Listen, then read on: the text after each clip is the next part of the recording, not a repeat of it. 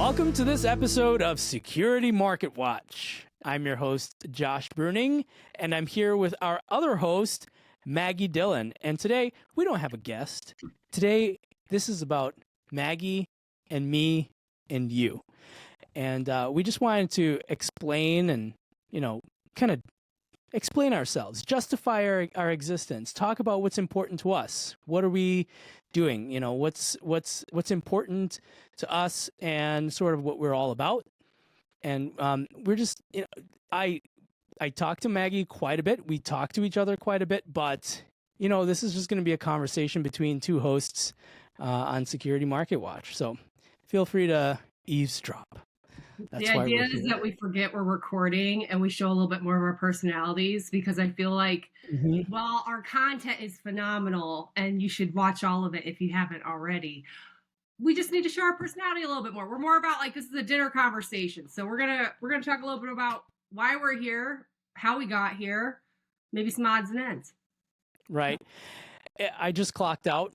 I'm guessing that your days just ended, so it's after hours. I'm pretty sure if you're listening to this and you just clocked out, you're feeling the after effects, the aftershocks of the day. So a lot has happened today. Over at TrustMap, we're so busy, and this is a really good time to reflect on all of the happenings of the day. Really, we could sit here and talk about my client experiences. Actually, today we did a webinar with GRF, and they're obviously they're a cybersecurity organization. But let me Google real quick and see what their tagline is. So Cyber GRF. Or I think it's just GRF. So grf.org is their website. Global Resilience Federation. We just did a webinar where we talked about ransomware. And so if you're interested in ransomware, what's going on around the world, they have a lot of good data that they talked about today. And then I got to talk about TrustMap a little bit. And I did like a 10-minute rundown on, TrustMap is a maturity assessment management platform. So we have a ransomware assessment. So we just talked about the ransomware assessment, and that was a really good webinar. So if you're listening to this, check out grf.org. You'll find that webinar on there. And other musings about the day. Maggie, how was your day? What did you accomplish today, and what are you excited about? My inner geek writing down grf.org. Is that what you said it was? grf.org. Okay, I'm going to check that out. So my day started off with coffee and a group of professionals out of Finland, Switzerland, and Sweden first thing in the morning. And I woke up a little later than I would have liked to. I'm not a morning person. I'm a night owl. So it was a scramble, but so good because I prepped the night before. I always try to do that. And it was a very interesting tech portfolio advisement type of call. These are international allies that have businesses here in the United States, but want to spread out more in their own countries, implementing correct compliance and cybersecurity as they do this. What was really cool is a lot of them were program managers, agile coaches, scrum masters, things of this nature. And in the group, it's a pretty decent sized group and people just kind of come and go. But I had been attending some of the coffee chats with them. And I said, well, why aren't we doing a cybersecurity chat? Cybersecurity and coffee. And so that's what today was. It was the first kickoff, and I got a chance to answer a lot of great questions. And I love those types of conversations because they're organic. You get real case studies as they're happening, and that's the bread and butter for me, because we can do trainings and get certifications and read books and everything, but when you hear about live actual concerns, constraints, challenges, it really gets the wheels thinking on additional solutions that you can provide. So that's how my day started. And then wrapped up, I've got some state and local governments that I'm trying to partner with on their framework after they've just gotten through year-end fiscal budget. So really good. It was a good day. Busy. Last strategy, which I really enjoyed. Good. And you're the strategic queen. I love it. You're always busy, and I'm always busy. That's a good thing. It's a good problem to have when you're busy and you're so focused on solutions. I think we're both really, very conscious of the value that we deliver the people around us, not just our customers, but also our team members, our higher ups, at least for me, my higher ups. I know you're more of a, you've got your own business, and I know you answer we're the mostly perfect to yourself. yin and yang. We are a really good yin and yang to explain this, because I was thinking about this, and we both have our own portfolios, work for various companies, but we're an enterprise ourselves. And sometimes I forget that. And when you get in that mind frame, you start operating completely different with your business partners, colleagues, mentors, asking for trainings, those types of things. And I want to dive into customer advocacy, because you're the king of customer advocacy. And after I ask you, I'm going to give my comments as well. And I want people to hear just an outsider perspective as someone who's been just looking from kind of the outer fishbowl versus your inner fishbowl. So tell me a little bit about, where did that passion come from? Because the minute I met you, I knew you had white glove service, and you didn't even come off like that. So tell me a little bit about that. Well, customer advocacy is something that really came out of my day job at TrustMap. And I started out as a solutions engineer, and before I got into more heavily into the sales side and into account management. So I started in solutions delivery, really focused on tech and really focused on the product. And I found that you had to really, in order to sell the product and in order to deliver value and talk about your solution, you couldn't just focus on the product. Coming from an IT background, it was very easy for me to just focus on the tech. But there are two sides of the coin, the customer, and then there's the product.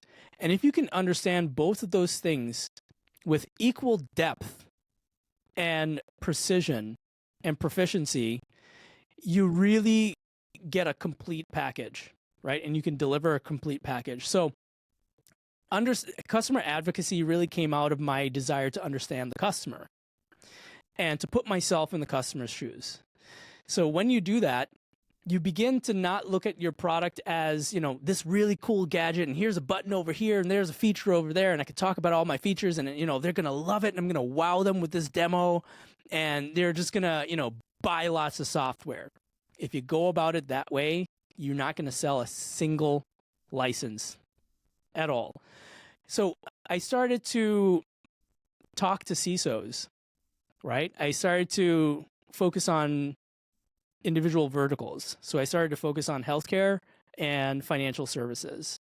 And I talked to people in those spaces and really just asked, instead of trying to set up a sales call where you go through discovery and, go through the entire sales cycle and closing is the mission. The mission for me was, what are your problems? What are your struggles? What are your pain points? And I took a lot of that feedback back to the dev team. And I said, well, here's what I'm hearing out in the open and out in the field. How can we make our product better to address these problems? I'll give you an example. So one of the things that we always talked about in TrustMap was the cross-mapping feature, right? We have this thing where if you're trying to assess against one framework, let's say NIST CSF, and you have all these other requirements, you can cross-map and you can basically see the overlap between all of those. It's basically like a United Controls framework type of deal. You can sort of see the overlap between all of the frameworks. And that was really cool. But when we really talked to the CISOs, it wasn't that they just wanted to see that. They had a real desire to report on several frameworks and to reduce the number of resources that they're assigning to the operations of basically their cyber operations, right? Specifically when it comes to maturity assessments and making your controls more mature. Stick with me. I know this is a long-winded way of doing this, but I promise it's worth it. So we took that back to the devs, and I said, well, what they're trying to do at the end of the day is not have a maturity assessment platform where they can see the overlap with everything. They're accountable to someone. So putting yourself in your customer's shoes leads you to also to realize that your customer also has customers. They have an audience. They have someone that they need to satisfy. They're looking for budget, so they have to justify their budget to someone, right? And most of the times in enterprise sales, they're accountable to their stakeholders, their customers, and to their shareholders, right? So we thought, well, let's, instead of having them just view the commonalities between frameworks, let's have them be able to take one assessment, take that data from that assessment, and put it into all the other frameworks that they're looking at. And so they don't have to allocate all of these resources to fill out every single assessment. And then, basically, like, it's painstaking. It's really hard and it takes a lot of hours to be able to take 10 assessments. But we were able to reduce that time by like 70%. Mm-hmm. And at the end of the day, what we got out of it was an enhanced reporting feature, right? So we didn't go into it thinking, well, how can we make this product better and more cool? What we did was we put ourselves, by asking customers what is important to them. And for them, it's, for lack of better words, in cybersecurity, we don't really like to talk about this as much, but the CISO has to justify his existence or her existence, right? They have to, they're real people with real emotions. They have families, they have kids, they have spouses, they've got mouths to feed. And if they cannot justify their existence to the business, then they're out, right? Anybody who can't justify their existence to the business, they're gone.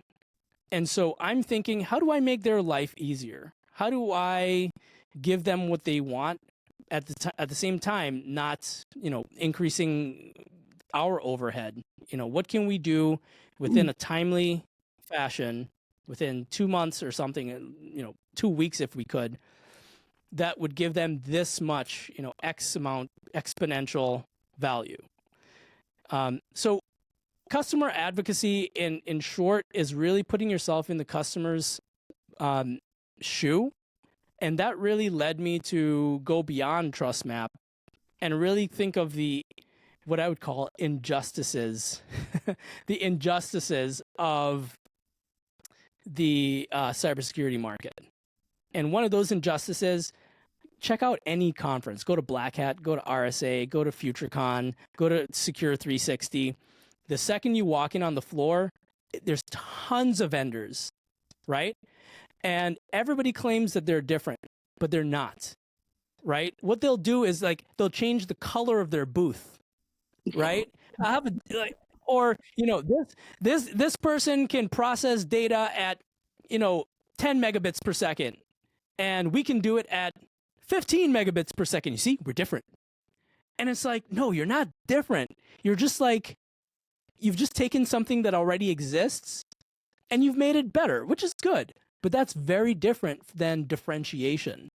And so I hear CISOs are they're just not going to those shows anymore. They're just screw it. When I go there, it's just, piles of people trying to sell to me.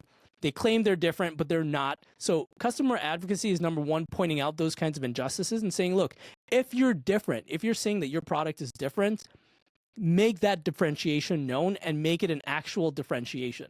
Actually be different. And that comes with risks, right? If you're different, there might not be, a roadmap or a template for you to follow. So you have to really think outside the box. That's the other injustice. They don't think outside the box. Salespeople are doing the same things that they've done forever. Cold calling, reaching out on LinkedIn, trying to get everybody's trying to get your attention, and they forget that you're a person.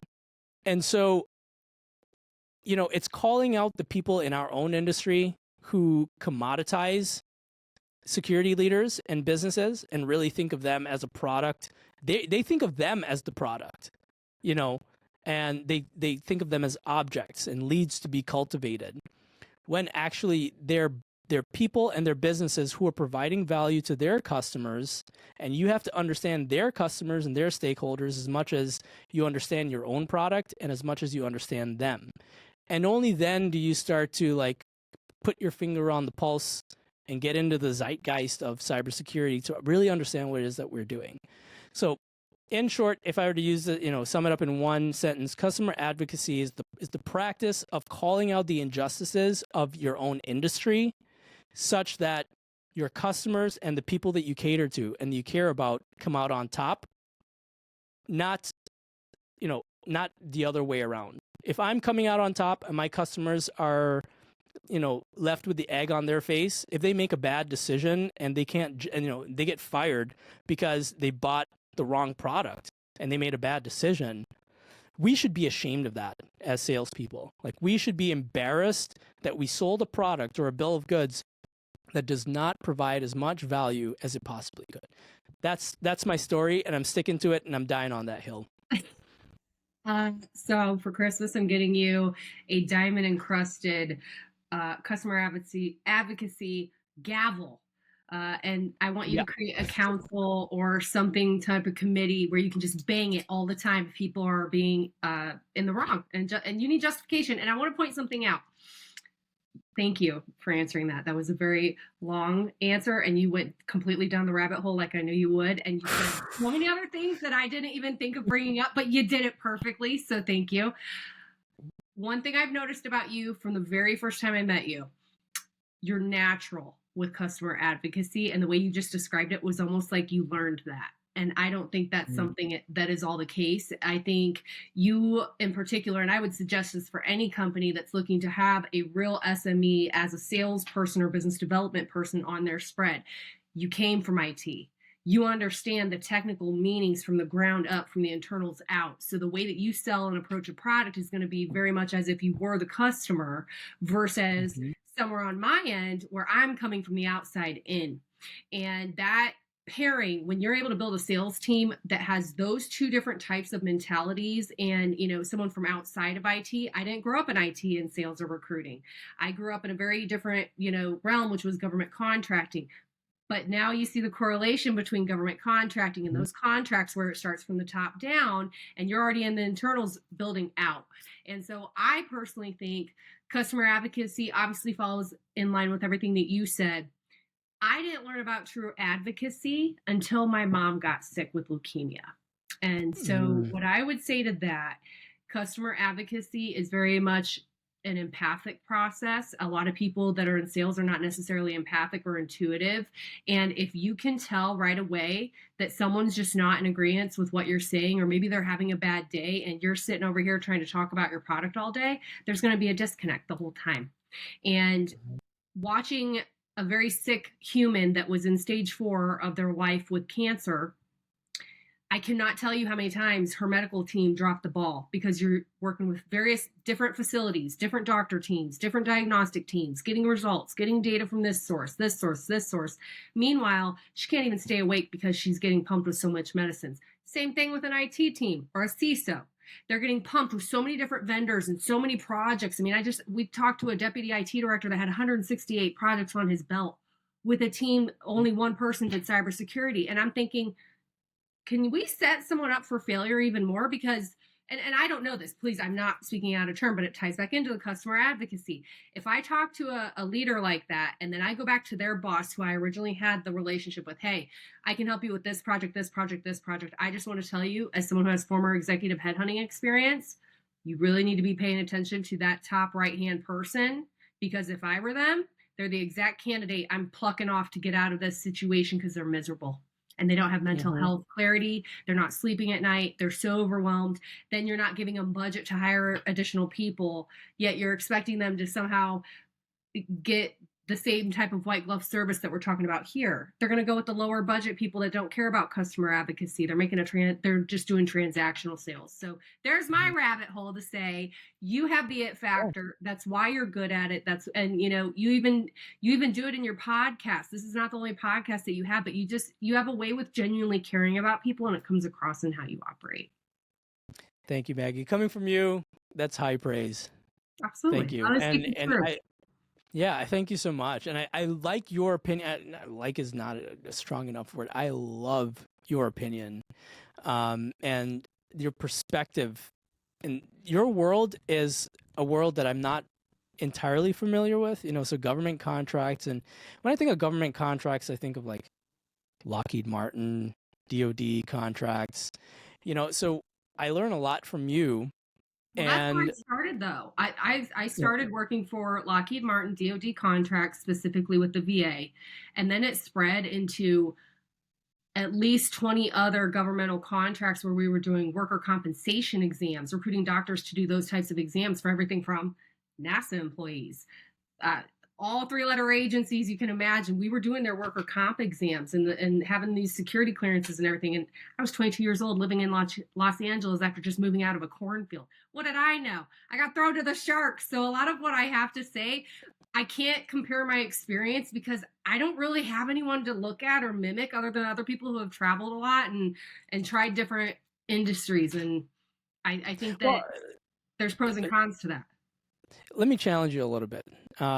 When your time as a recruiter, who were your customers? Was your customer the person that you're basically searching for jobs on behalf of, or is your customer the company that you're hiring for? All of the above. So I did full desk recruiting, executive headhunting.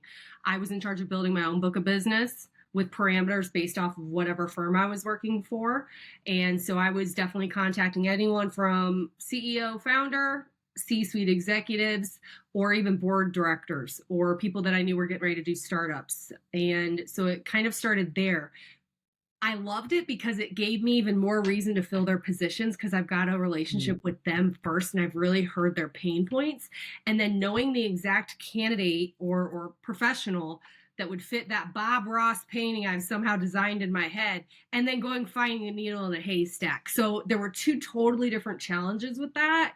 And I always felt like it was a Hail Mary situation in the playoff football game for the championship game. I know there's a huge number saying I probably won't be able to pull this off in the time frame, under the parameters they're looking, under the budget, but there's always a chance. And I, like you, one of my most proud things I can say, I always had one of the, if not the top customer service rating after every single experience. Even if I wasn't able to deliver, I would find another solution, whether it was someone was trying to find a full-time employee and I said, look, I have a CIO for you, but they can only do projects right now because they're currently in school for their PhD. Could they work 20 hours for you at this time, at least for the first quarter, see what they can get done. And then if it still makes sense to hire a full-time, we bring in that at another time. And then you save a little bit more on budget that way. Just coming up with solutions like that. So it was full desk recruiting. I learned all aspects of business from that. I moved into executive headhunting after working in HR for retail, of all places, Target. And I started out in Target, only ending up in the HR department because, case in point, I'm a little klutzy. I get hurt from time to time. And while I was in college, I'm like, well, I'm going to take this third shift job in the warehouse at this brand new Target store.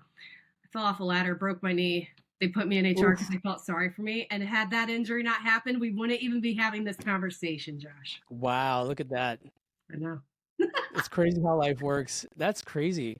And I'm sure that you've felt the pain of all of your customers over the years. And this is why customer advocacy is so important. We talk about people in cyber all the time. But America runs on trust. Like America is as great as it is. And I don't care who's out there says America's not great or whatever, blah, blah, blah. America's the greatest country in the world. Yes. And I moved here from Guyana, and I didn't move here because it wasn't. I moved here because it was, and it is. And so what makes America great really is the trust that people have among each other, that when I shake your hand and I make a deal with you, you know that I'm not trying to screw you over, right? And I know you're not trying to screw me over. I scratch your back, you scratch mine. And that's how America works. Mm-hmm. And the second that breaks down, trust in an industry breaks down. That's what gives salespeople a bad reputation. So I've got a personal stake in the game, is that, if you're looking at all salespeople as rotten and untrustworthy, then you're looking at me as rotten and untrustworthy. I don't want that. I try to have as much integrity as I possibly can, and I try to be as honest as I possibly can with my clients, because I know that that's the American way. And that's what makes us great. And I want to contribute to that and feel like I'm a part of it. You know what I mean? So it's about being a part of something bigger. It's about not being self-centered. So, all right, enough about me and what I think. And I want to hear more about what's going on in your world. Specifically, your strategic operations and the hill that you have sort of, the hill that you're going to die on is the mantra of never give up. You always talk about persistence, goes back to our first episode of Security Market Watch. If you're watching this or you're listening to this, check it out, episode 1, and where we talked to Tim Scanlon about persistence in sales. So could you give us a little bit of why that became your mantra, and how does it serve you today, and how do you intend to take that attitude of persistence and never giving up into the future? Oh man, that was a big question. I'll give you an example. So I love helping communities that are underserved. I love diversity. I love bringing people together of all walks of life. Things I do that kind of help me stay in that passion and in the weeds so I can still see kind of what's going on. I live on, currently in my hometown, I live on the south side of town, and that's where there's no money and people are struggling. And I did it on purpose. I had plenty of opportunities to move out where all the, economic growth is going on, but they already have success going on. How can I reboot and help my community here? So I have a very gritty background. It's kind of blue collar mixed with street smarts, mixed with just taking a leap of faith when I was 21, packing my car up, putting my golden retriever in the back seat, and literally moving to California from Indiana without really a plan other than I'm not going to lose. And I've always taken really calculated risks. I thought my parents were going to kill me when I decided to do that. But I'm so glad that I did, because I can't grow as a professional if I'm not failing. I'm always open to failing forward, no matter repercussions to a sense, because to me, in my opinion, most of the people that I've studied or mentored under, whether they were celebrities that I never met, whether they were actual leaders that were my bosses, people in my community that I've partnered with, I always gravitate to the ones that come from nothing and stand for everything, or the people that were set up completely to fail and they overcome it. I actually just posted a video. I would love to put the video in the comments whenever we post these, but there's a motivational video of Muhammad Ali. Muhammad Ali is one of my favorite of all time mentors. His whole story is just phenomenal. I mean, the man was so core valued and moral in his belief systems. He refused to go to war and served 5 years in prison, gets out, and then goes and reclaims his title against George Foreman in Africa, in the Congo, in the roots of where he came from. And he did not balk the entire time. And what was he known for? Talking a lot of smack. Was it smack or was it truth? Was it self-belief? And so how do I tie that in professionally? I'm in an industry where there's zero trust. Okay, well, first way to show you I'm a trustworthy person is I can't be bought. I can't be bought to go to the north side of my hometown. I can't be bought to sign a contract if it doesn't fall in alignment with my moral or core values. I can't be bought for ransomware. I can't be bought for any of that. That right there in and of itself shows I don't give up with finding other solutions that do match good, solid, integrity-filled core values of myself, of my clients, of my colleagues, of anyone that I work with, kids that I'm teaching to. I actually just got asked to learn to help teach classes on AI, blockchain, and data science, and I'm really excited about it. So it's constantly about going back to what you said with lack of trust. And I think part of not letting that get in the way is not fearing it and just never giving up on who you are.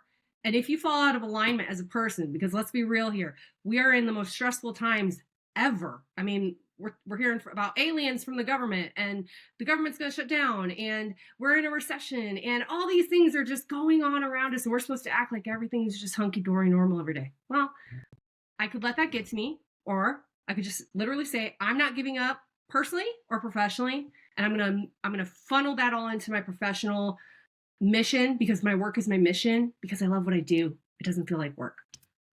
That was a really roundabout answer. No, I love it. That's such a I wouldn't expect anything less. And it's such an honest, and I can tell it's such an honest response. And I can tell that from it comes from deep inside, and there's a lot of history to that response. And I feel, wait, so time out. The north side, is that the good side of town in your part of town? Oh, so we say south side, strong side is what the saying is down here. But the north side is where there's a little bit more money, a little bit more resources. Our top hospital systems up north, they've got a huge highway, freeway convergence. All the action's on the north side. That being said, all the cool stuff is on the south side. That's funny. Our north side is where that's the hood. So when I heard north side, I was like, did she mean south side? Everyone have like a shisty south corner of their town or something, or even if it's not really a town, you got one stop sign like, don't go by that house. It's always over there. Yeah. I'm right between. I'm in uptown Minneapolis, but I'm on the part of uptown that's closer to downtown, so a little bit closer north. And I totally get that. I understand. It is more interesting over here than if we were to go to there's this spot called West End in Minneapolis, and that's kind of where you get a lot of more of the bougie stuff. So that sounds like your north side. Yeah. All right. I just thought that interesting. This is such a tangent, but we always think of, at least for me, I think that like so if you say that North Minneapolis is not like as affluent or whatever, I just think that every city in the US, their north side is the same as North Minneapolis, which is a dumb thing to think. Wow. Okay. I just called myself out. I was gonna say, wait a minute, aren't you a University of Minnesota grad and you've stayed in Minneapolis? That don't mean nothing. Trust me. A degree does not make you smart, and it didn't make me smart. I'll tell you that. All right. Where do we want to go next? There was something before I took myself out. I have something I want to ask you about, because okay, sure. I think something that differentiates this podcast in particular and some of the content we're putting together, a lot of people don't realize we're both investors. We're both young investors in the products and services that we believe in. So just on your take, if you were to talk to anyone that's, maybe in our, I'm not even going to go age range or get discriminatory because I can already see the unfollows coming. For anyone that would like to make investments and you can't say young people, because I don't know if I'm exactly young. I'm like an elder millennial, and I don't even like saying that term because there's so many judgments that come around with it, but regardless. We're both millennials, so let's stick with millennials. That's a pretty wide range. The next boomer generation, the millennials here coming in after them. Yeah. So what advice would you give to anyone wanting to invest for the first time in cybersecurity? Learn and talk to people. Don't go on YouTube and try to research everything about investing. Investing has nothing to do with investing. Like most truths, it's not about the thing that it's about. Investing is not about investing. It's about value, and it's about understanding where the value is. And I mean, you could also just, the old adage, follow the money. In cybersecurity or any industry, there's going to be a flood of money. But in my experience, that stuff is so temporary. But if you understand the fundamentals of how your industry works, for me, it's really important to just focus on one industry. I can't be an expert on every industry. So I find an industry that works and that I understand, and there's money flowing through it. But I would say it just always comes back to just learning. Talk to the people who consume the products that you're investing in. Comes back to customer advocacy. When you see injustices, call it out, because even if there's a lot of money that's flowing into a product or into a sector, it's not going to stick around for long if the people consuming that product aren't seeing value out of it. If eventually, the value starts to leave, the money's going to leave just as quickly. Coca-Cola has been around forever because everybody likes Coca-Cola. I don't care how good a product if you've got a bad product, I don't care how good your marketing is and how good your sales are. Those things might be temporary. There might be a lot of money coming to it, but if it's a bad product, it's a bad product. I like to go back and watch old commercials to see the products that still exist. Yeah. And the ones that are still existing, you notice that the commercials are very stripped down and very simple, right? The McDonald's commercials are very simple, right? Because the product was something that everybody wanted. So you can't really go wrong. And this is not financial advice. Like, this is not investment advice at all. I'm still learning, and I'm not as skilled an investor as you are, Maggie. And I'm just starting, I'm an amateur at best, right? But what I've seen works,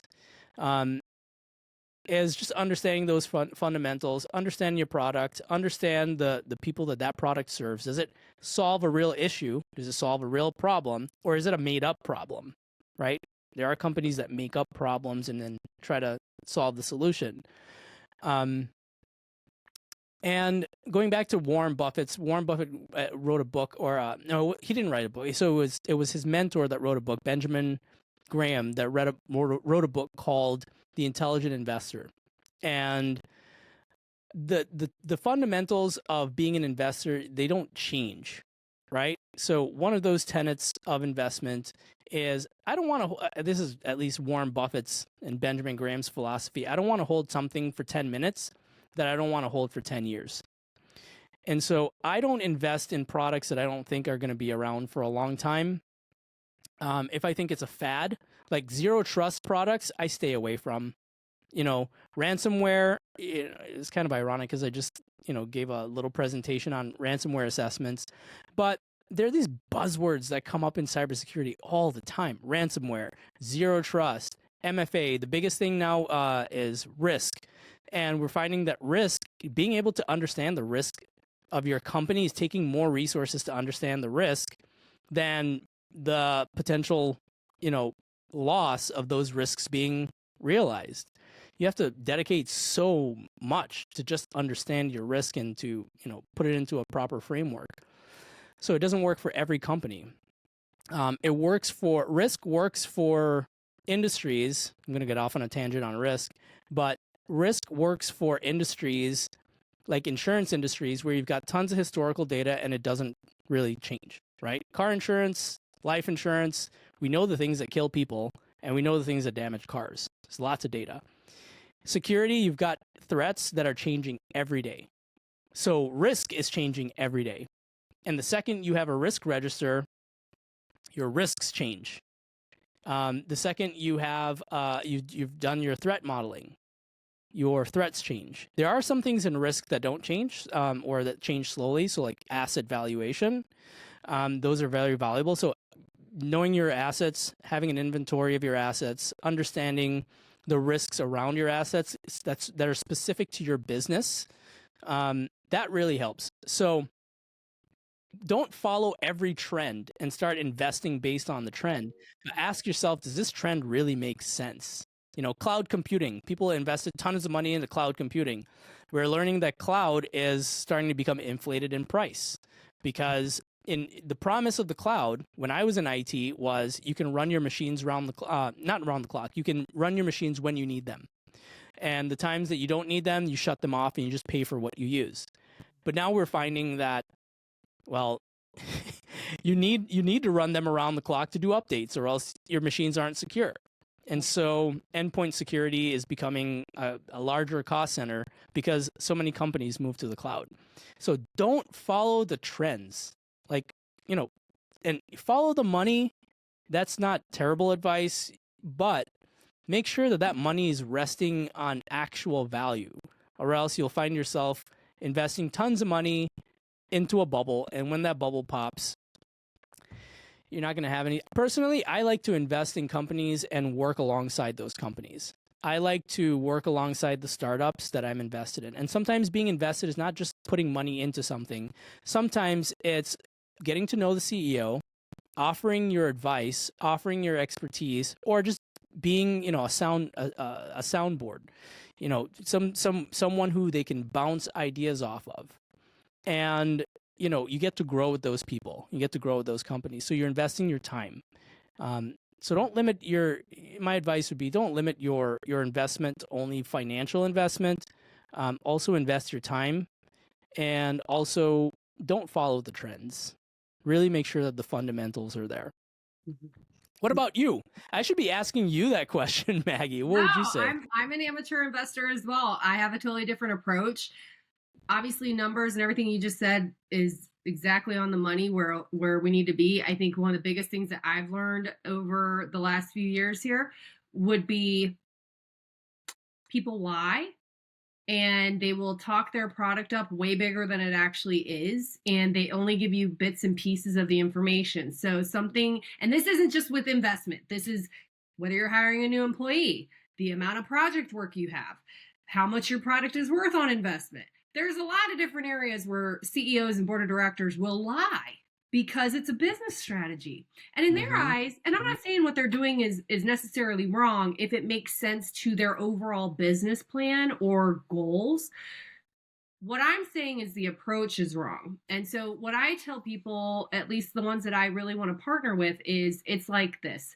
If we're working in a zero trust type of industry, think of it as everyone's always holding their cards close to their chest, and they only want to show you one or two cards at a time. Well, I'm the card dealer at the casino, and I'm here to make sure everybody gets paid, everybody wins, everyone has a fair share of cards, that the rules are followed. The problem is, if you're hiding your cards from the dealer and you're not following rules, you're going to get kicked out of the casino, and people talk.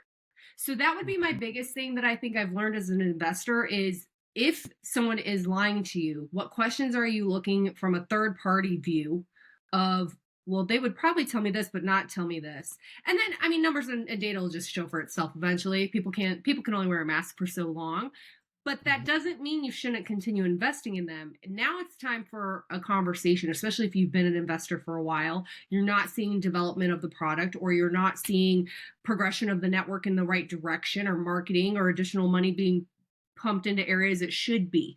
And I think that I love the idea of working side by side with someone you've invested with, because that's true partnership, but also it's a dance, and especially if they're a business owner and you're an investor and you also have your own business, or you're trying to get up your own investments and everything, it's a dance. And, for anyone who hasn't watched it, you need to go watch our most recent episode with Tina Williams-Caroma. She does such a good job with the way she talks about her investors and how she's done what she's done. She owns 3 cybersecurity companies. And I mean, she's fairly young, has everything else going on. I mean, like the woman's phenomenal. Well, how did she do it? She learned the dance with investors and got investment early. She's gotten the right partnerships in place. And there's a lot of people that know how to do that. But the ones that don't are the ones that lose big on their investments. Yeah, we should do a whole show with her on just investments. I think that'd be really cool. Yeah, I mean, I personally do not like to do business with CEOs that I don't like. Well, and I mean, like as in I might like them as a person, but I have to like their style of doing business. Yeah. I have to know that the way that one of a CEO that I really respect is actually my old boss's boss. His name's Greg Worthen. And just very low key, very quiet. You come in, very soft spoken, doesn't really raise his voice above this. He'll shake your hand and he'll look you in the eye.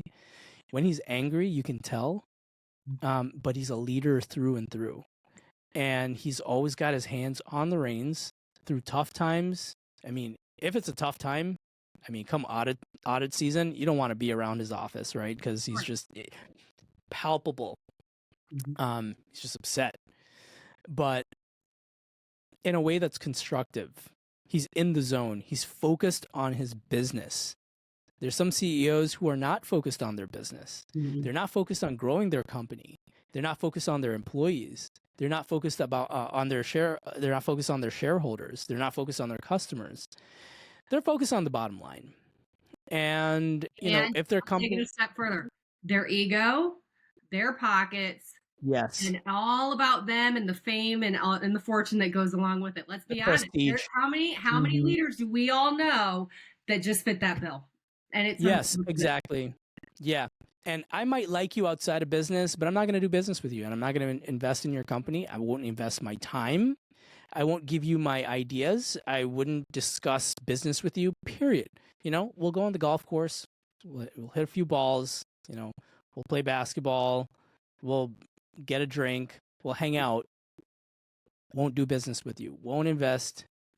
Want nothing to do with those people. Well, and that, I think what I'll say to anyone coming into business development or sales, that takes time to get confident enough to walk away from business. Because especially when you're building your network or you're building your portfolio, you want to take on every opportunity you can. You want to work with everybody, but would you become friends with everybody? Would you accept everybody into your family? Those types of things. And when you're finally able to walk away from business that doesn't fall into alignment with just how you operate, it's going to be really difficult. And I just think it's a lot of trial and error and just direct communication. You can tell right away if you're meeting someone's representative or not. Yeah. Yeah. And if you're investing for the long term, like you said, they're like family. Yep. They're like family. Mm-hmm. So Definitely. yes, well said. Well said. Okay. We've got about 10 minutes or 6 minutes left. Is there anything that you want to get across, that you want people to know about you? What makes you tick? And, if people can take one thing away from this conversation, what is it? Man, you should have given me time to prep. I would have had a really good answer, but this is going to be the authentic version. Sorry, it was just off the top of my head. Is this off the record, Josh, or is this going public? Just kidding. No, this is on the record. Yeah, I would say the biggest thing to know about me is I'm okay with being fearless in all aspects.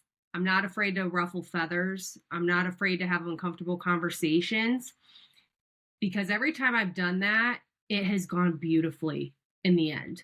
Maybe not right up front, but any business relationship I've had issues with, or account that I've had issues with, sale, investment, anything, I've always taken those issues head on where other professionals won't. And I'm talking about business owners, the people making decisions, cutting checks. They refuse to handle conflict appropriately.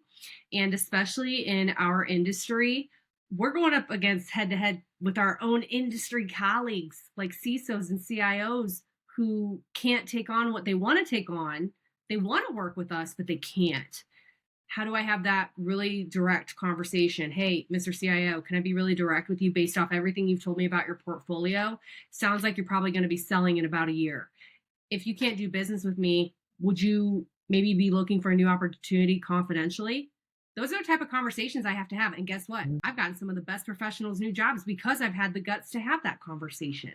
Or, hey, Mr. CEO, doesn't look like your company's doing too well. Have you thought about, what next steps will be for your exit plan? Do you have an exit strategy? Well, quite honestly, I haven't brought myself to terms to talk to my team about that yet because it's going to affect a lot of people. Hey, completely understand. That's a really uncomfortable topic. Wouldn't it be a little bit more comfortable if you had a plan in place and bit by bit you could release pieces of information to secure that process going a little bit smoother? I cannot tell you how many high-level professionals I've had break down in tears with me. Maybe I just have something on my forehead that says, get soft with me. I got Kleenexes. I don't know. But I'm able to tap into the heartstrings. And I think that's something that a lot of business development professionals, leaders, don't take into consideration. They're so concerned with numbers and bottom lines and revenues. If you are not connecting with people on a very personal level to some capacity, you're going to get beat by your competition that can.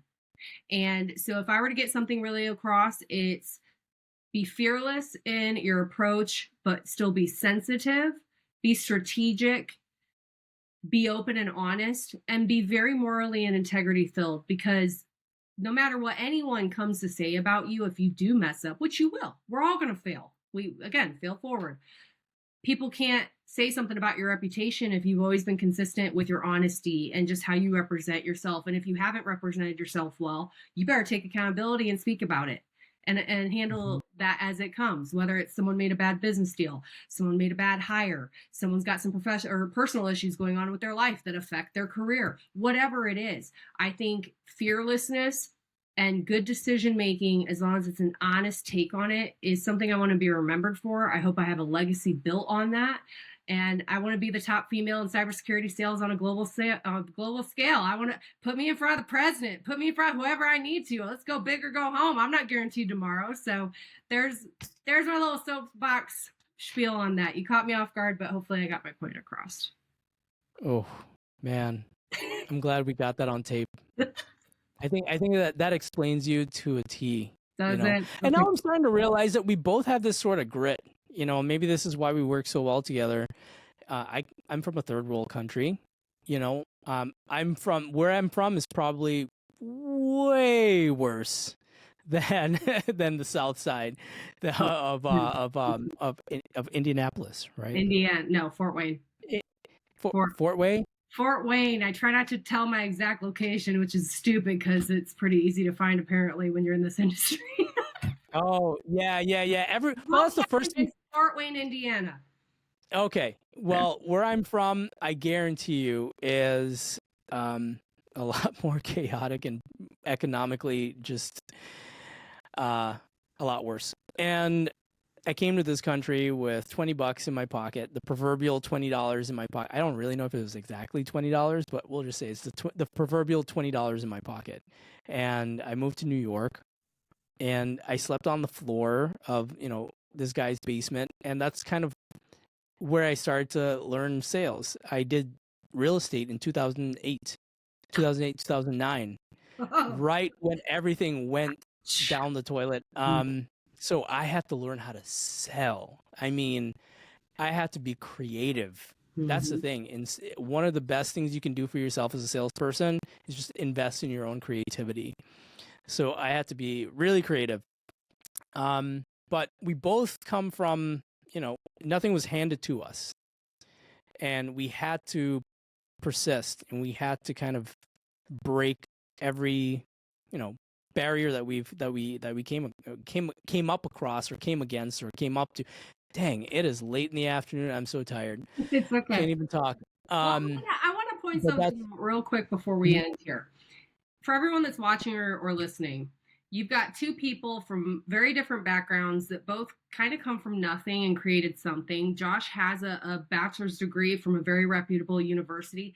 I went to a tech school to get a degree in occupational therapy to be in healthcare. That didn't happen. So I don't have a degree. And we're both considered business development gurus in cybersecurity. And you know why? Because we're fearless and we didn't give up. And it's as simple. Yeah. That is, you're far too kind. I wouldn't call myself a guru by any stretch of the word. You are. I am just persistent.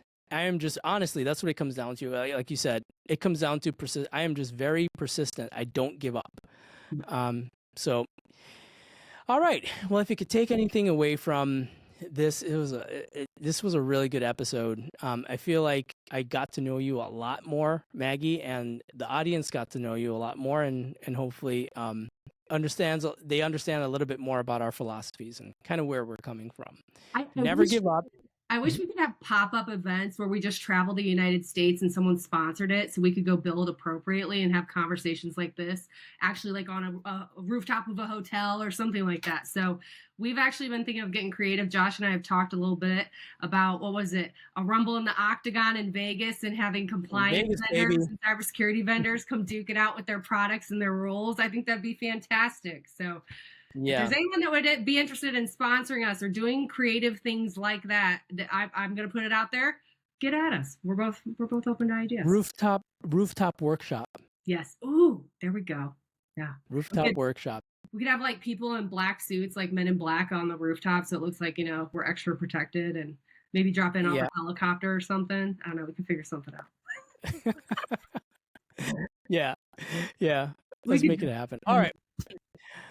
Well, Maggie, it was lovely talking to you. We always talk in spurts, you know. When we have our calls, we talk for like 10 minutes or so. So this was good. It was really good. It was really good to talk to you. And everybody who is watching this, please subscribe to our YouTube channel. Hit that like button. Share with your friends. If you find that these conversations are valuable and they help, please share as much as you can. Drop us a comment. Send me an email. Hit me up on LinkedIn, linkedin.com/Josh Bruning. You can also find me on Instagram. And we put out a lot of clips. So we'll have this long form conversation on YouTube, but you're probably seeing a clip right now on one of the other social media platforms. Maggie, how can people find you?